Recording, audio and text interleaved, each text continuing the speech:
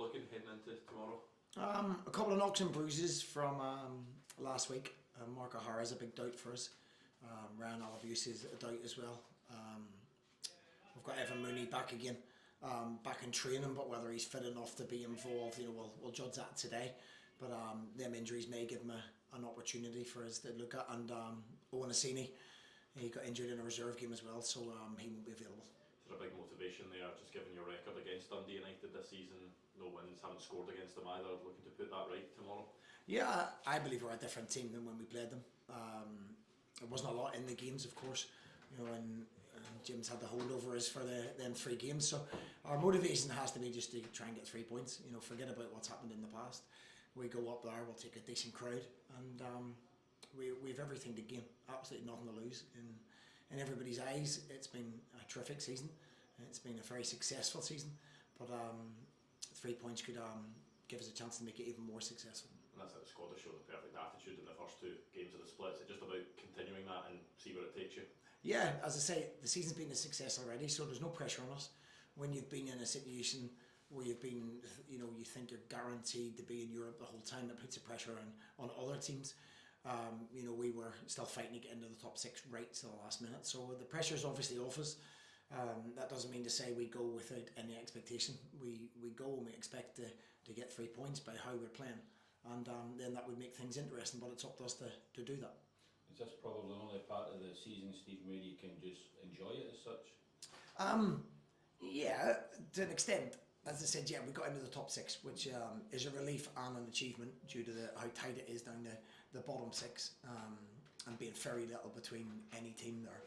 So yeah, we can enjoy it to an extent, but I enjoy winning football matches. The players enjoy winning football matches, and if we can get a win on Saturday, then certainly the place will be lively on Wednesday night against Hibs, and that's what we have to aim to do. Take this game first and foremost. As rightly pointed out, Jim's had the better of us all season. I believe we're a more attacking threat now. We're a different team, and we've found it hard to break them down at times. So that's up to us to be better than what we have been, and I believe we will be. We've seen that Connor signed a new deal. Can you tell us about that? And is anybody else likely to sign today, tomorrow, soon? I don't think there'll be any signings imminently anyway. Connor signing is fantastic for us. We always held the option of signing Connor. It was always my intention to sign him again, because he's something different. He's something we've really, really missed this season. I've alluded to it quite a few times. We tried to sign 2 wingers in the Christmas window, but unfortunately one got injured on deadline day, which ruled that out, which was already agreed, and the other one we couldn't quite get over the line. So Connor coming back to fitness is a new player for us, a brand new player. If we can keep him fit, he'll play a part towards the end of the season. He's not fully fit yet in terms of match games, match practice as you would expect, but certainly gives us that spark. Coming from the bench or starting, he can play in numerous different positions. So we're delighted to have him. Could this be a real? Sorry, I was just going to say, could this be a real key period for him? Maybe getting a bit of game time now and then into pre-season, in the hope that you get the best Connor at the start of next season. Yeah, I think you see when he came on, he scored one. He's set one up. So he does make an impact. He's an impact player. If we can get that for longer periods of time now, which is what we will do. He needs a good pre-season. He missed pre-season last year. Greg Kilty missed pre-season last year, and that's difficult. You're always playing catch up. Hence why we made the decision for Ewan Mooney to have a surgery so that he didn't miss pre-season. And I think that's vital for Connor to have that, and then we'll see. We've already seen glimpses of what a good talent he is, but I believe if we can keep him on the pitch, then he'll be a big asset for us. How big is this weekend in terms of your push for Europe? With just 3 games to go, is this the biggest chance this weekend, do you feel? Yeah, it's a great chance. It's a tough venue to go to. Dundee United have had a terrific season. I was amazed that Jim wasn't in the nominations for Manager of the Year, to be honest, after a season. So as I say, it's tough to go there, but we have to go and believe that we can be better. We can break them down. We weren't able to break them down in previous games, but as I say, I believe we're a different side. I think we've got more invention in the side, more pace in the side, and hopefully that'll show with the result, but it certainly won't be easy. Is that important that the guys in the dressing room have got that main focus now that they have to catch whoever's above them? There's not that much time left to do so. Yeah, they know that we need to win, and that's, as I say, the pressure is not on us. The pressure is on people who have been in there for a long time and don't want to fall out of that position. it would be a huge bonus to us, you know, to get anywhere near that. The fact that we're still talking about it is a massive achievement for the football club, and we've got nothing to lose, absolutely nothing to lose. We can go and enjoy it, take a big crowd, it'll be a beautiful day, and yeah, you've got to embrace these days, you've got to embrace it and enjoy it and see what we could set up on Wednesday night.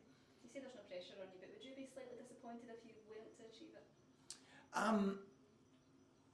No, because you know the expectation at St Mirren has risen, and it's risen based on the players.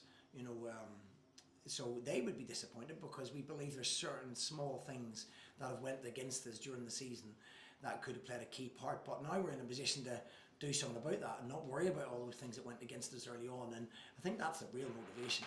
You know, we can control to an extent that we can take it to another game to be in Europe, and that's entirely up to us. Just on that, Stephen, you said last month that if the staff should get statues here if St Mirren were to get top 6. What do they deserve if you manage to leapfrog Dundee United and get into Europe? I'll build them for them. I'll build them for the players. It's a super group of staff and players. It's there's boys that have been here for the whole 3 years that I've been, and there's been a relative success. You know, success is relevant to where you are and what your resources are. And for us to be a top 6 side 3 years in a row is a brilliant achievement for the players, brilliant achievement for the staff. And we've given ourselves a chance to hang in there. It's a long shot, we know that. We have to keep winning. We're capable of that, we've no doubt about it. If we can keep everybody fit for the last 3 games, then you know, hopefully we can keep that hope going until right till the last kick of the season. And just a question on Fraser Taylor. He signed a new deal, won League One Player of the Year. What kind of role do you expect him to play with the club next season? I think there's been a little bit of misinformation out about Fraser as well. Fraser was on a 2-year contract anyway, so I'm not sure where some of the stories came from about him not being in a. He was always under contract. We think very highly of Fraser. A brilliant loan move. Our growth have been very good for us with Duyossi, very good with Callum and obviously Fraser now as well. And rightly deserved. I've seen quite a few of their games. Travelled up to Arbroath with Brian a few times to watch Fraser, and he was a class act above everybody at that level. So he now comes back for pre-season. He's actually away celebrating Arbroath at the moment. I won't tell you any more than that. So and rightly deserved as well. But he's a talented boy, real talented boy. If we can surround him with the right people, and then he comes back, he will come back fit.